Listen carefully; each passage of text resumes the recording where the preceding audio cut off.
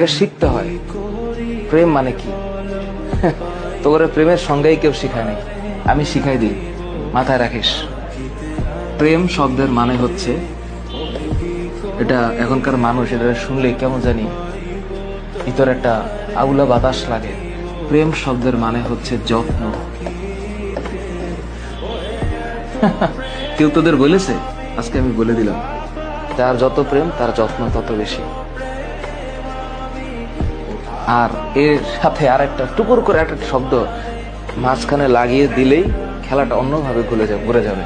এই যত্নের নিঃশেষে আরেকটা শব্দ আছে দায়িত্ব, আর যত্নের ডান পাশে আরেকটা শব্দ আছে শ্রদ্ধা। হ্যাঁ, আর যত্নের উপরের দিকে আরেকটা শব্দ আছে, এটার নাম হচ্ছে আরেকটা জিনিস।